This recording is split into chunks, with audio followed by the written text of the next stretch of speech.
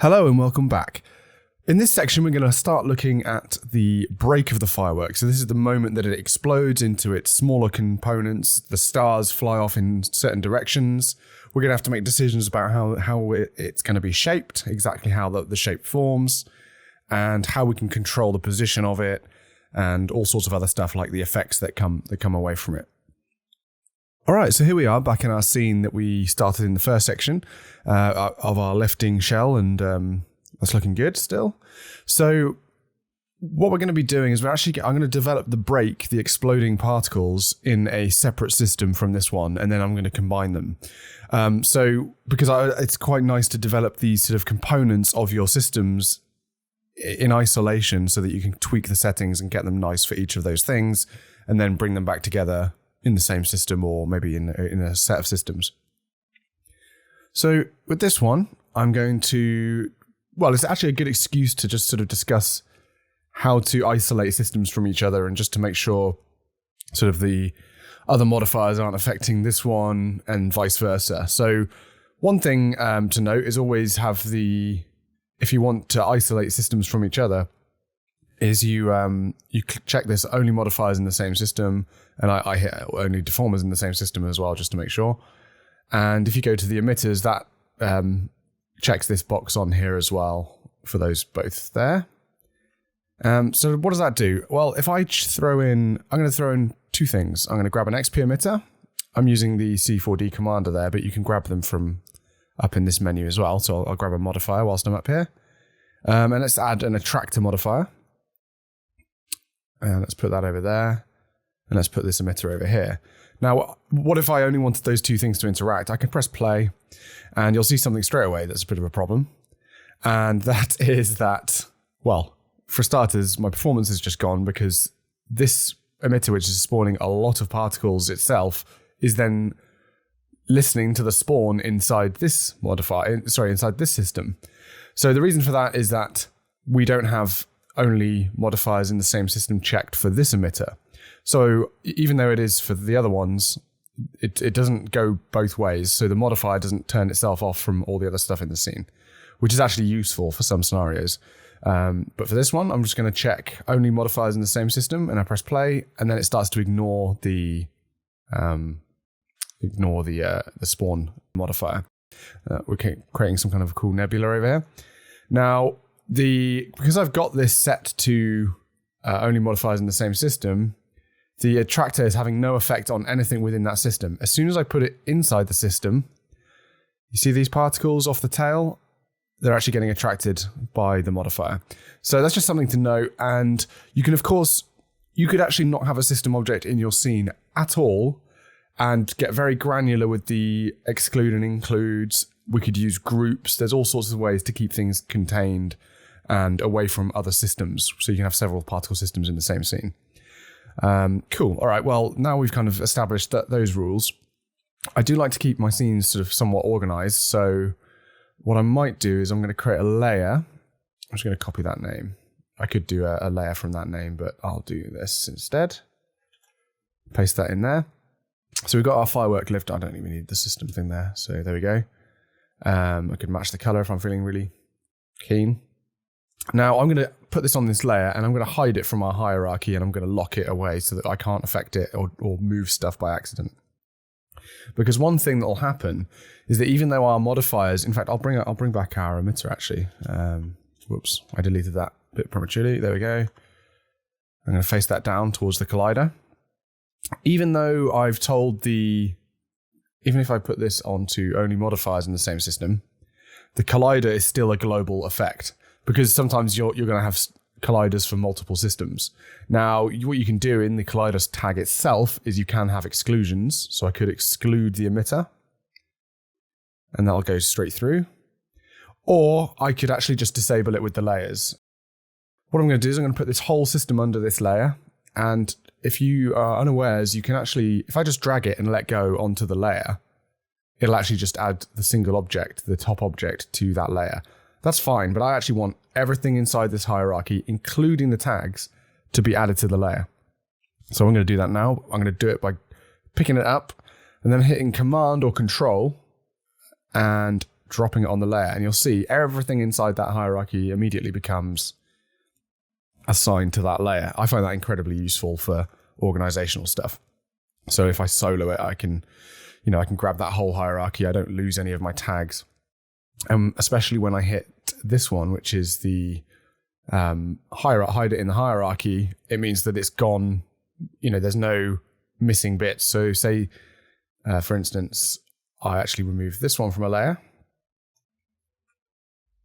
and it's unfolded, and I hide that. That remains in the scene, and it's kind of inconvenient.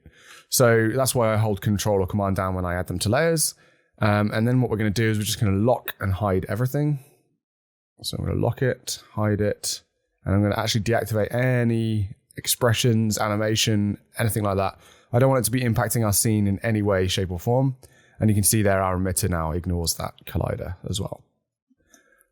Okay, so that's a bit of sort of housekeeping sort of advice on sort of how to organize your scenes. That's kind of useful. I find it useful. But obviously everyone has their own ways of doing sort of organizational stuff, and you're welcome to do it however you like. So let's talk about the break system, the moment that the firework explodes. So the principle's pretty straightforward. Let's put this back at 0, this emitter, and we've dealt with sort of different shape emitters before. We'll just start with a circle. A sphere. I'm going to make the direction random. I'm going to go to the emission tab, and I'm going to give it some more speed. Let's go for, 1500. With a bit of variation. Variation's really important in these things to make them look natural. Nothing quite has the exact same speed. Well, some things do, of course, but you've got to be careful. I'm going to change these let's change them to pyramids. And let them go out like that. Now I'm gonna turn on the rotation data. We're not actually going to need that because our stars are spherical, so it's not important for us to see these oriented the correct way. It's just for convenience right now, so we can see the direction of these particles. So obviously these are firing out in all directions. Too many of them. Let's increase the size a bit here. Let's go down to, I'll leave it at 10, just flat 10 at the moment. And away they go. Now, obviously, a firework explodes once, or well, most do, and it fires out from the center. So we need to change it from a rate emission to a shot emission. Let's have it so let's say there's 20 stars, and away they go. And you can see they're kind of in an uneven arrangement because this is coming from this spherical emitter shape. And a way to change that would be to use the seed. So they'll actually change where it comes out of there. But I find that kind of not very controllable, and I want to create shapes with our fireworks. Not complex shapes, but just, I want them to be pretty consistent spheres. I want them to be pretty consistent ring emissions. And this just won't really provide that. I mean, we could use a circle, put that in ring mode, and that'll actually give us quite a nice, oh no, that's, I've done that in XY. Oh, what am I doing? I need to have a cone angle. There we go, sorry. And that just blasts them away. So that could be our ring emission, but it's not great. So what I think is the best way to do this, and from previous experience, is to actually use geometry as our source for our explosion. And the reason for that is that we can see a predictable number of polygons. We can kind of control their position. We could even use cloners and things like that to create really exotic kind of arrangements of the stars. That's all this is for. This is to arrange the stars. So let's start with a sphere, and we'll compare this type of emission. Now I could set this emitter here up to object mode, put the sphere in, polygon center. Now, I only want one particle for each polygon, so I'm going to check this box down here, which is one particle per source element. Its particle direction is normal. I'll tweak that a little bit in a bit. We'll talk about perpendicular to normal. Press play, and then you can see here we actually get a pretty good representation of the sphere. Because I have some random speed, it starts to get out of whack, but if I press play there, you can see it's a very good representation of the sphere. Now, I don't want it to be quite as geometrically even as that, because I don't think it would be in reality. I mean, there might be some fireworks that can, but not this one. I'm going to change it to icosahedron, which is a good even distribution of the particles. Drop it right down, maybe even lower than that, actually. Yeah, let's try that. And away we go. And you can see we have this nice set of particles moving away from the sphere.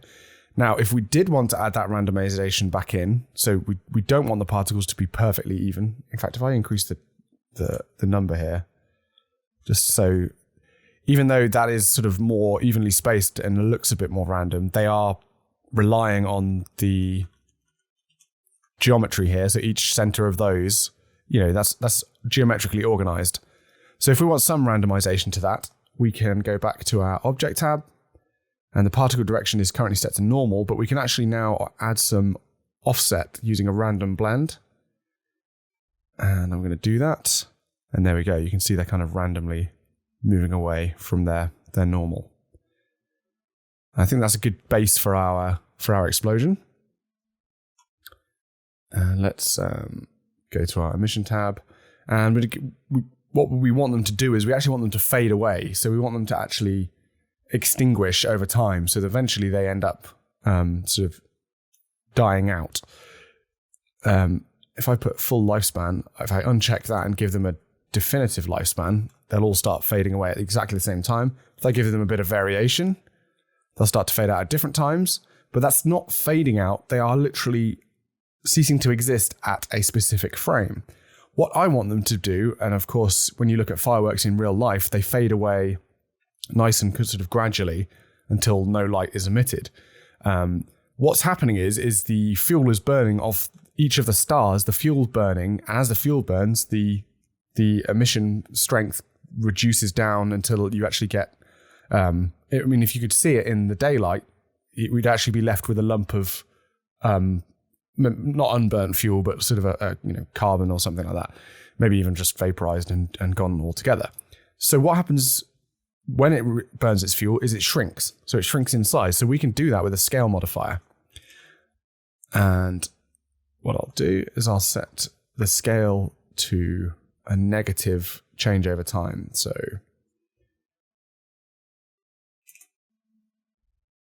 I press play and I need to I'm going to put the emitter back to full lifespan. And they're going to fade down, and they're going to fade down to nothing. Now that was very even, and they all sort of, decayed at the same rate. We can add some variation to this using this variation slider. That's actually going to be quite nice. I might go to like a 0.3 value, and it'll fade away quicker. There we go. And if I really crank up there we go, the variation, you see some of them survive for much longer. Now, the particles are actually still existing in our scene. So if I go to display, and I actually go to one of the display modes that doesn't respect radius, and I click force display. So I'm using the squares display, but essentially that doesn't show you the radii of the particles. That's actually just showing us where they are in position. So that's actually going to be no good, because we're going to be spawning stuff off of these, and if they keep going forever, we'll just have continuous streams of particles. What we want to do is we want to tell the emitter that when it sees particles of a 0 radius, is to actually delete them or turn their life to 0 at that point. Okay, so we're going to do that with a question and action setup. So this would actually be a good point to add a system to keep organized, because we're going to start adding a bunch of new objects. So I'm going to create a system, or I could just click the system sort and it'll automatically add my emitter and stuff to the scene. If it's in another system, and just to double check, if it's in another system, it won't throw it out and put it into a new system. It realizes that there's already one and won't drag them out.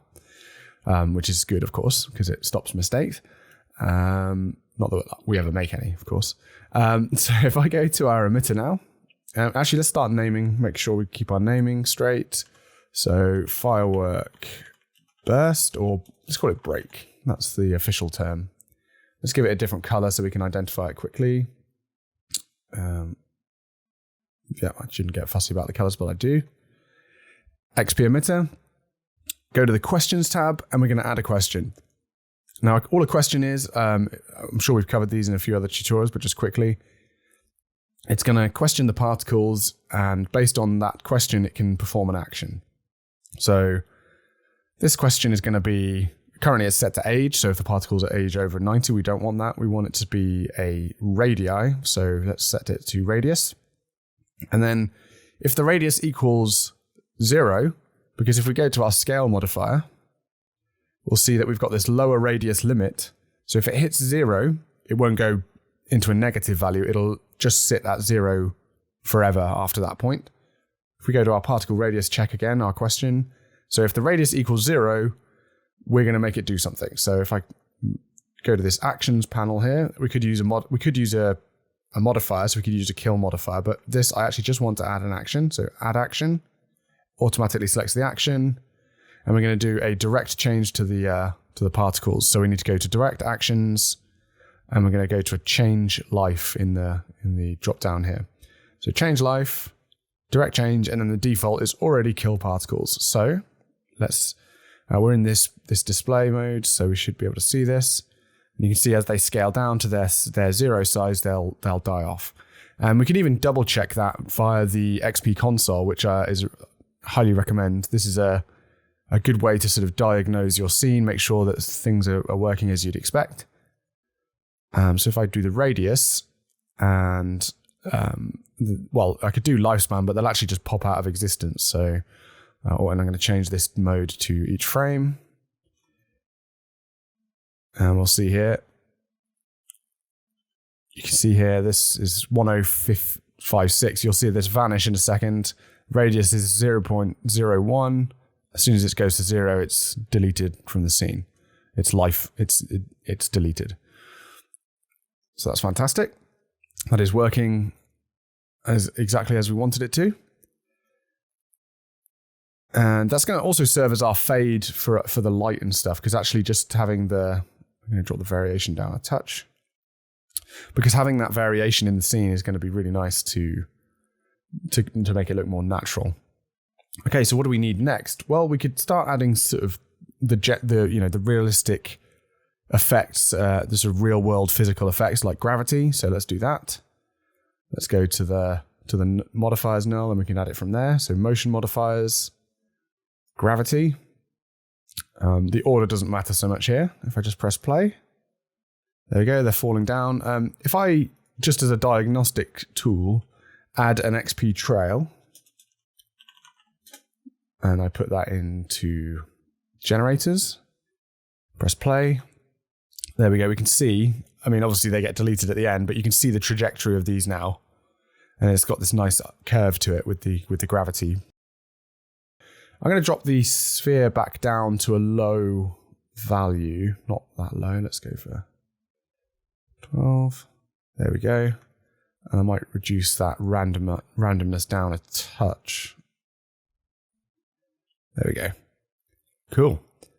So that's starting to look like the burst of a firework, although there's so much more to a firework than just that. The base principles, though, are there. We are bursting out of a point. In this case, it's this sphere. Later on, we're going to make this much smaller so that it's and we'll hide it from the scene. And I'm actually going to make it work as a rig instead of just relying on swapping out the geometry each time you want to change the shape. Okay. So we've got our gravity in. We might want some turbulence as well. So some just gentle turbulence on the main particles. We should call these stars, by the way. So this emitter here, we're going to call it stars. Let's give them a distinct color as well. Or to be super organized, we can actually give them the color of the icon itself. So I've set the icon color here, and then I can just change this color mode to use the emitter icon color. And now if I redo that, yeah, the particles respect that icon color, which is kind of handy for organization as well. Okay, so what should we do next? I mean, we've got, I was going to add some turbulence, wasn't I? So let's go to a motion modifier, turbulence, and let's do, I think if I did, our standard should work quite nicely, but it's going to need to be quite strong to fight against that speed. If I drop the scale down a bit, I don't want it to be too, aggressive because we've got. That's actually. Let me put it down below. Turbulence tends to be good to have later down the stack. I'm going to really pump that up just to. There we go. So you see what it's doing is it's actually fighting against the speed of the particles, and they're going pretty fast. So like 1,500 units a second is it's an explosion, so it's fast. And what I'm going to do, I'm going to reduce that down somewhere in the region of that.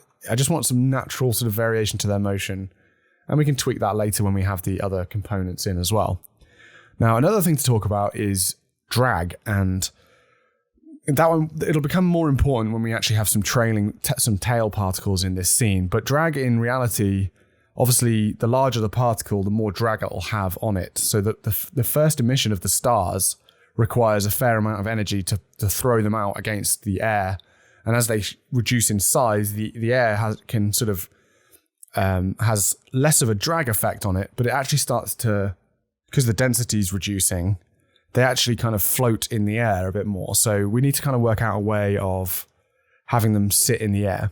I think I'm going to create before I do that drag system, I think I'm going to add a spawning system, and we'll go from there.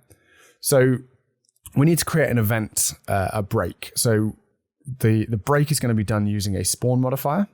So we can just do that. That's in the generate modifiers dropdowns, xpSpawn. And I'm going to add an emitter, but I'm going to actually hold command down, control command, and there we go to add it, but stay on the spawn. And I'm going to press play and just see what happens.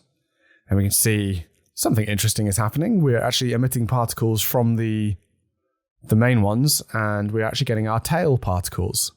That's starting to immediately look a lot more like one of the chrysanthemum fireworks.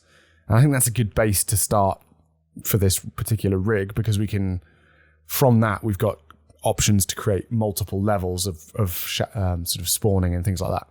So we've got our spawn modifier in. We need to change some of the settings for this. I think the number of particles doesn't look too bad, actually, but we definitely want some different effects, and we definitely don't want them to be around as long as that. And we can actually just do that in the spawning emitter. So actually, let's call this stars dot tail. This is our tailing sort of filings, if you like. And let's go back to our spawn. Oh, sorry, no, let's stay in the emitter. And we're going to set the life. So let's set the life to something like 40. Give it a bit of variation. That's not too bad. I do want them to be around for a while, but I don't want them to sink down as fast. So that's where we'll bring in our drag system. It's looking pretty cool. Like I said, they shouldn't really be affected that much by gravity towards the end of their life there. And also, the main source particles are emitting the same number of sort of tail stars all the way along, which is kind of unrealistic, because as there's less material to give out as these tail along. So what you can do is you can use mapping again, which is awesome. Go to mapping. I'm going to add a mapping, and in this we're going to change the spawn number, or multiply the spawn number, and we're going to multiply it based on the radius again. So let's go to radius, and we know that if we go to our stars emitter, we know they start off at 10. Let's give them some variation, actually. Let's say 9 and 1. That's just going to give us a nice natural, between 8 and 10 radii. Go back to our spawn. So we know that 10 is going to be the maximum. And then once we get down to like a really small size, I don't want it to emit any. So I'm going to kind of clip this side in. So if you think about this horizontal x-axis as the radius, so that's like 0 to 10, and then this is the multiplier for the spawn number. So currently let's do 500. Let's see. So that's 500 multiplied by this y-axis. So if the radius is somewhere in here, which would be about 5 units, here actually 5 units, the spawn number is multiplied by 0.4. So it would become, 40% of that. So I messed that up. You can't do maths and integers there. But yeah, so much smaller. And you can see as the particles fade away and die into nothing. In fact, if I go back to our display on our stars emitter and actually go back to our pyramid, you can see them scale down over time. It looks quite natural. There we go. I'm going to drop the loop time down a bit. There we go. Actually, we'll probably have them lasting a little bit longer than 100 frames. We'll see. Okay, so we've kind of got most of our systems in there. We definitely need some more nice effects on this to stop it from falling down quite as much. And I also might sort of change the way that the direction of the particles are going, because they're kind of just randomly emitting around the star at the moment, which is sort of correct. But I want to have some sort of relative direction to the source star. So as the star moves, the tail particles actually inherit some of the speed and direction. If I change that to a line display, we can see as they're coming out, they are kind of in all random directions, which is fine for now, but I want it to be a bit more controlled. So I'm going to go for spawn. I'm going to change it from random spherical. I can also do something here, which is to actually take the offset position from the particle radius. This is quite cool because if I go use particle radius and I actually make these a ridiculous radius like that, the particles, the actual spawning occurs around that radius. If I use the artificial offset value and go for 100, you'll see that they just emit miles away from their source particle, which might be practical in some situations. For this one, I just want to use the particle radius. There we go, nice. And I don't want to have it as large as that, because otherwise it's going to mess up our mapping. There we go. Okay, so let's deal with these falling particles. So what we need to do is we actually need to create a system that's going to kind of emulate drag. And I'm going to go to our modifiers and I'm going to add a motion modifier, and it's going to be speed. There we go. And I'm going to put it above the turbulence and below the gravity, so it executes after the gravity. Let's put our scale up here, actually, because that kind of happens straight away. Yeah, that's not actually too important with the scale one. Let's go to our speed mod. And I don't want to add any more speed to our particles. So if I press play, I don't want to add any more to them. So I'm going to just put that to 0. And we're going to use this. We're going to use this clamp maximum speed. And I use this a lot because I like to be able to limit the particle speeds based on different mapped values, mapped data from the particles.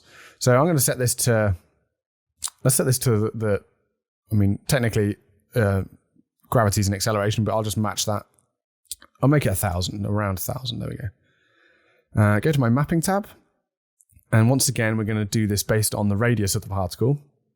So we're going to change the speed. We're going to map the particle speed maximum. So if I show both of these tabs, there we go. We've got this clamp maximum speed, and I'm going to map this value here. So that one is going to be the y-axis.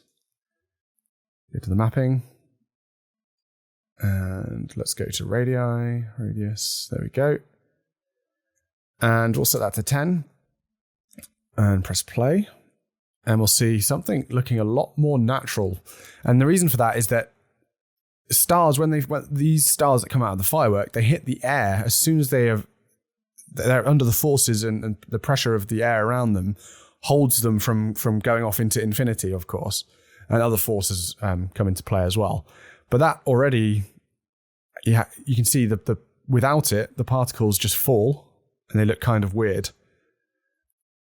And if I put it back on, there we go. So that's looking very close to, I'm kind of happy how that's looking in terms of its speed and things like that. Now to outrun that, we have control here of this particle maximum speed, and I can go to 2,000. And you see we get this lovely motion out and away. And these are looking like chrysanthemums at the moment because they are much they're not falling down. So they're not like, they're creating that beautiful sort of peony shape, but then having the trails behind them. We'll go back to that illustration later when we're creating some more things. But for now, we can do things like extend the life of the particle. Now, remember, the life of the particle is dependent on this scale radius change value. We can even think of this radius as like the burn rate, the fuel usage. So if I drop that to 0.1, they're going to exist for way longer. I'm going to emit way more particles.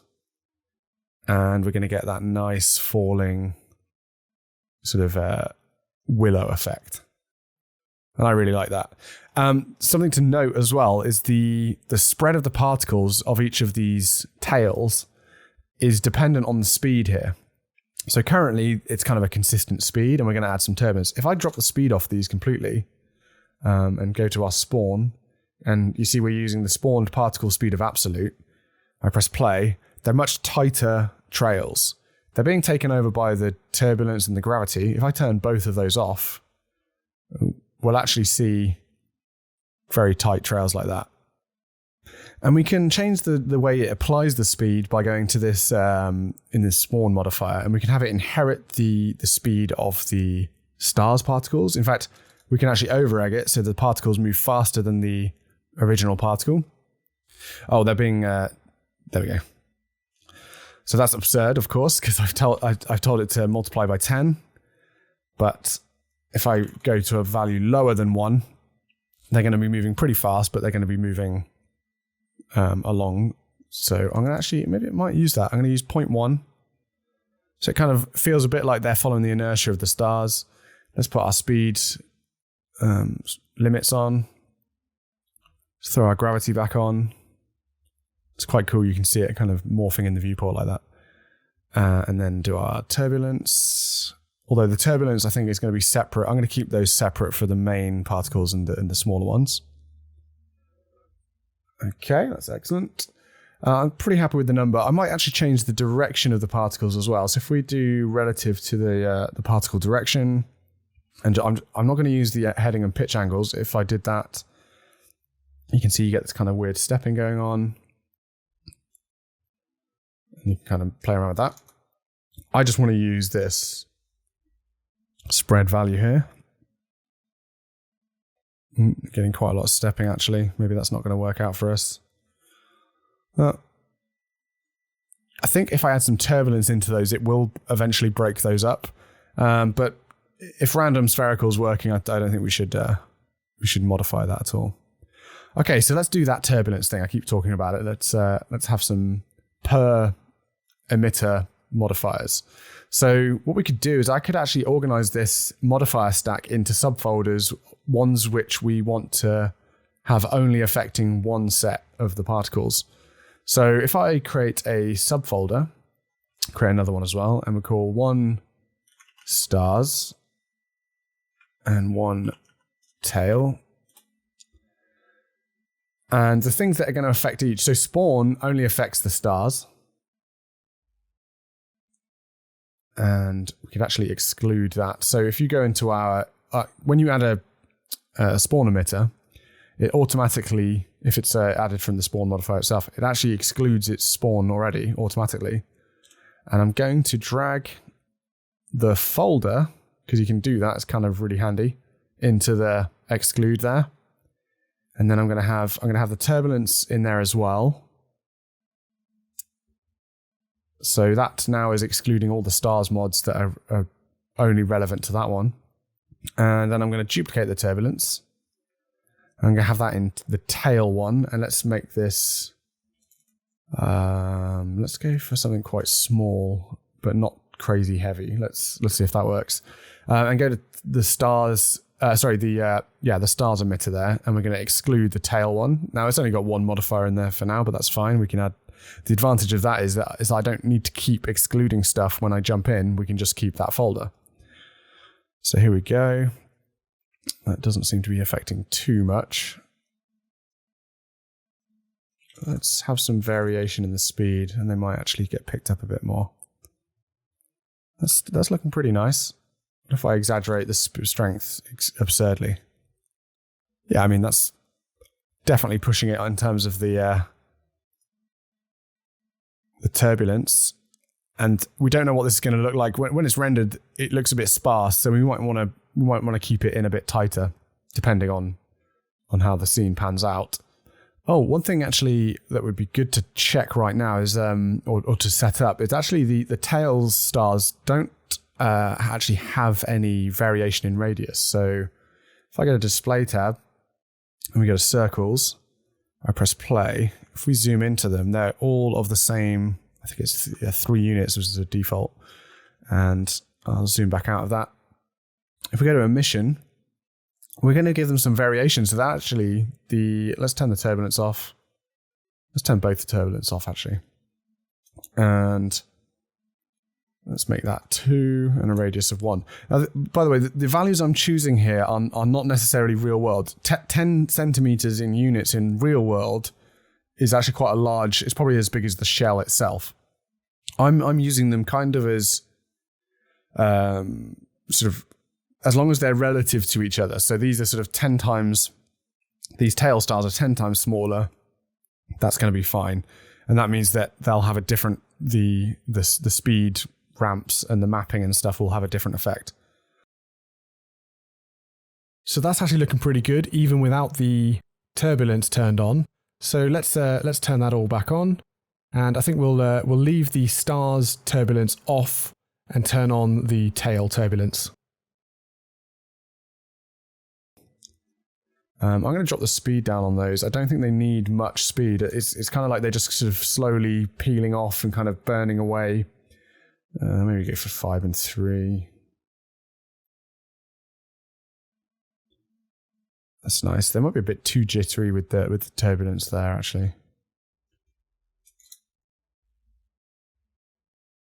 That's looking pretty cool.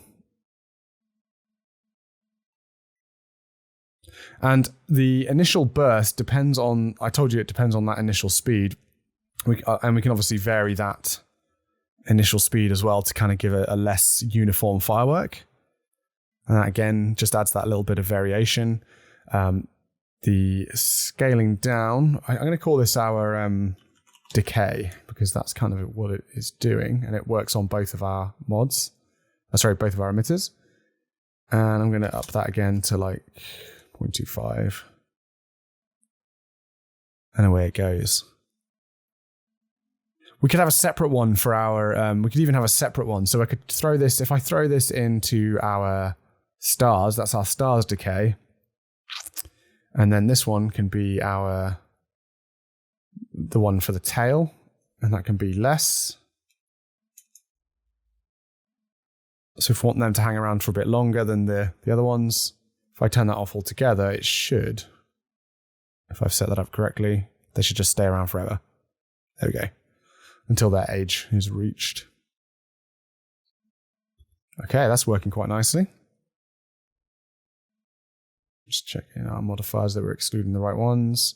And I haven't got my only modifiers in the same system. Now, I can, like I said, I can do it on the system itself, and that will just make sure that every emitter inside has those boxes checked. So I will definitely do that now before we get into some trouble with that later on.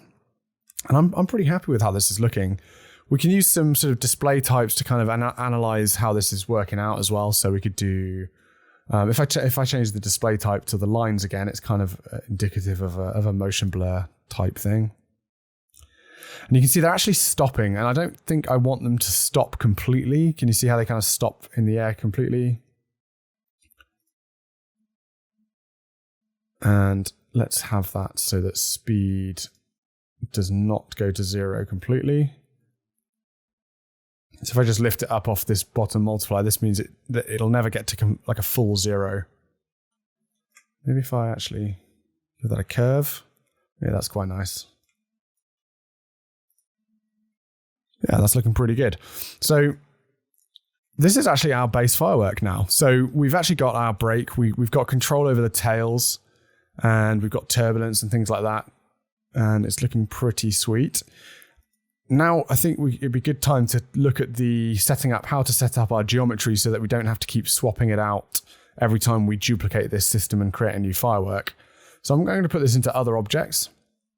and I'm going to put it in a connect object. So if I get a connect, hold Alt whilst I'm at it, Alt or Option whilst you're at it, and it'll make the thing that you have selected a child. I'm going to turn welding off because we don't need the points to be welded together. That is just extra processing we don't need to happen. And then I'm going to go back to our stars emitter, and I'm going to associate that connect with that emitter and not the other one. I'm going to press play. That's all working fine. Now, if I take that out of there, nothing will happen because there's no geometry inside the connect being generated. So what I'm going to do is I'm going to add another shape, and quite a simple one is we want a ring emission. So remember, everything goes off the normals. If I make this editor, actually, let's turn the caps off, make sure there's no emission off the caps. Let's do sort of less particles. And if I make this editable and I select a few faces, we can actually see the normal direction if we go to options, polygon normals, and you can see there, that's the direction our particles are going to go in. And if I rotate that, we could obviously have them go in slightly different directions. And the ones in the connecting ones are a bit weird there. But anyway, I'm going to leave it parametric so we can scale it up and down and change the number of, okay, I'm going to reset that by right-clicking those and shrink that down to about the same size. We're going to hide these from the actual render. I'm going to press play, and then you can see what we've got there. It looks kind of cool. The height of the cylinder doesn't matter at all. It's the radius you want to have a look at. Sorry, not the radius. It's the number of rotation segments. And you can see here, if I do 3, you just get this star effect. That's cool. 5, that'll do a proper star. There we go. But we want it to be kind of somewhere up higher. Like that. And because of the variation in the speed of them, we're kind of breaking away from a true ring there. So if I go to the stars emitter, I could drop down the randomization for a start. And that's a much more even distribution, see? And then if I go to the actual speed and I make that the same, well, obviously the end positions are changed because of the speed limiter. If I turn that off, you get a perfect ring. But you don't want that. You want to have some natural variation. So let's go back to having that. There we go. And I might add it. I mean, it's a little too even, isn't it? A bit unrealistic. There we go. Fantastic. Just to prove that the variation in size. There we go. Oh, it's also because the decay has that randomization to it. If I drop that down, it gets evened out. So this is actually looking like a system that we can use to create all different kinds of fireworks, and we can even combine. So I could put that sphere in there. Let's rotate if I go and look at this, if I rotate our cylinder, by the way, when I hide the axis, I'm hitting Option D or Alt D. It's just so I can see the object, but it's useful having the gimbal, of course. So I've now got that set up. And I press play, and it's kind of working, but remember, they're happening at the same time, so the spherical one's actually taking over completely. And I think it would actually be better to have 2 of these systems, one with each of these shapes, and then have different settings for each, so that they differentiate each other, like the ring one goes further than the spherical one. And we might deal with some stuff like that in a bit. And there we go. So there we go, that's our base brake system. Let's go back to the sphere only. That's looking cool. I'm going to add that variation back in a touch more. Make sure we've got our variation in speed and our scale variations nice and high. There we go. Okay, and we could do a display here where we actually see them fizzle out. So display, I could just use the radius actually. So if I go to radius, we get a nice gradient here. We could do one of those hot gradients again. Use the Kelvin slider. Make that a little bit bluer at that end. Do the overbrighting. That's probably too much.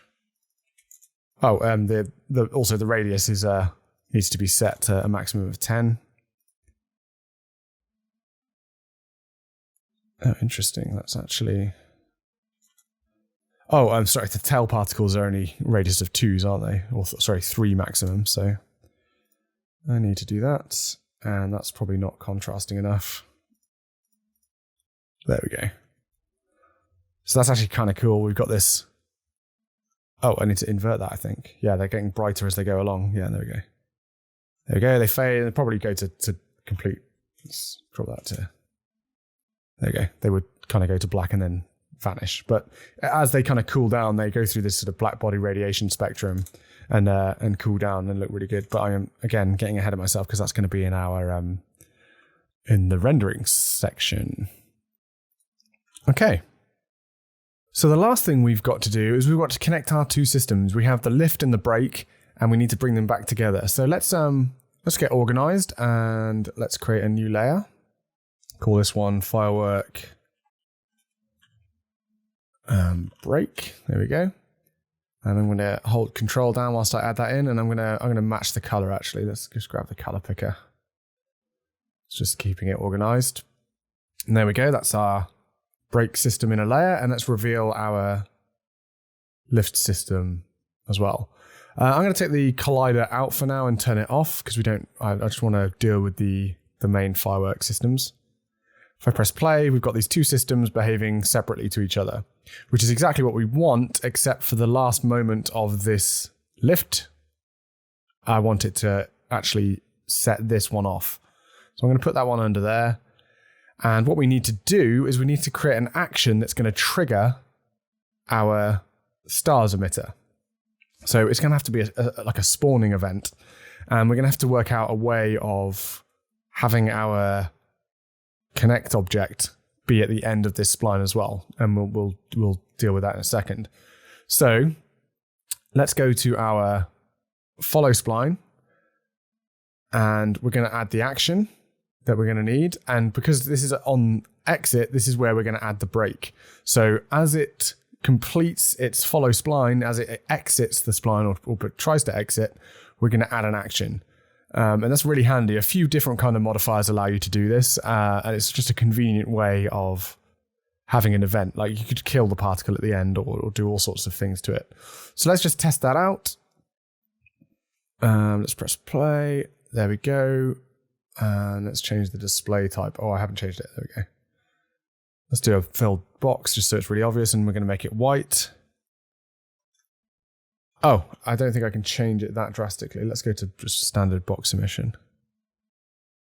Oh, hang on, what's going on here? So, I accidentally added the action in capture. I'll leave that in because that's a classic kind of mistake where I actually did not mean to do that. Now because I've set that up, I can actually just drag it into there and delete it from that one. I actually meant to hit this add action. I wasn't paying attention enough there. So there's our arrow going up, and then, yeah, at the end, it changes to that arrow. But we don't want it to do that. We want it to control a spawning action. We could even have it control a spawning modifier, but I want it to just be a direct action. So action type is direct action. Direct action type is spawning, control spawning. Okay, I'm going to drop that editor display down. That's not really relevant, the editor display, because it's actually going to kill the particle anyway. So I'm actually going to connect this one up. I'm not going to add a spawning emitter. I'm going to connect our stars one up. And you see it changes our stars icon to a spawning particle action. Emitter. Now, the thing here is we've actually just changed the way the particle is going to be emitted. So let's just test that out. Oh, that's working nicely. However, that emission shape is actually based upon the original emitter's shape, which was that sphere, and it's random. If you go to, it's controlled by the spawning, I should say. So you can see the direction here is spherical, and its spawn particle position is at that particle.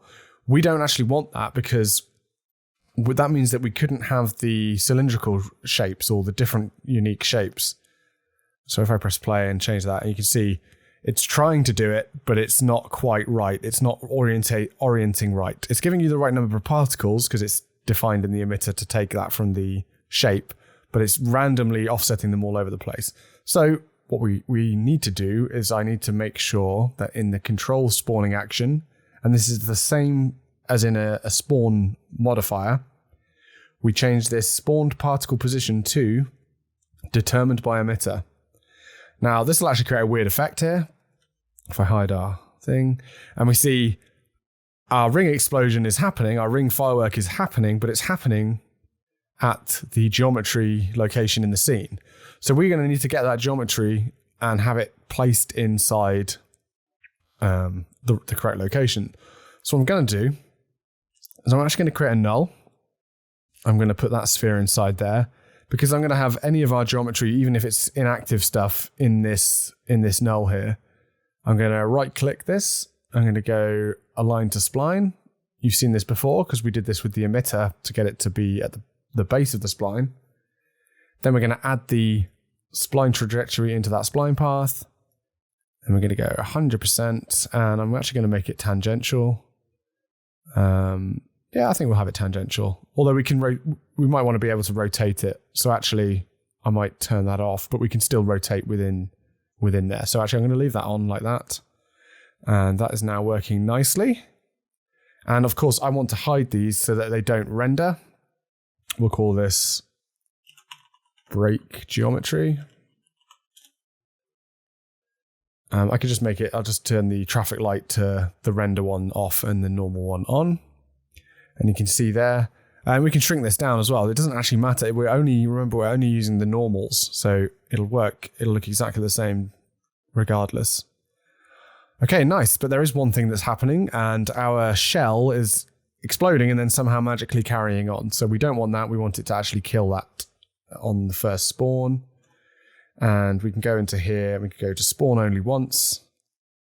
And, well, actually, we don't even need to do that. We can just go kill after spawning.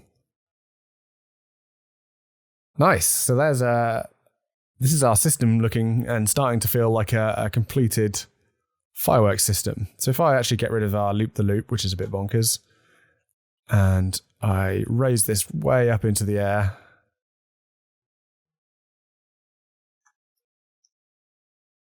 there we go. And let's change it to our sphere again. I think that's going to be the most commonly used one. Beautiful. And now we could just do a scale check here because, fireworks are huge in the sky, but if you put them up, against a 2 meter human, let's just use the figure. That's 6 foot, 180 centimeters. That's looking about right in terms of the size of the firework. It's a big firework, but the height off the ground isn't particularly good because it's too close to the ground. So it would be way higher up in the air. So we'd probably be sort of 20, 30 meters up in the air. I don't know why he's moving. Oh, okay. Whoops. I've added him to the break geometry there. He was dancing around, but here we go. Firework goes up in the air and then the explosion occurs. Perfect. All right. And now from this system, we can create all of our different variations of fireworks in order to build up a full display. And that's what we're going to explore in part 3. So I'll see you then.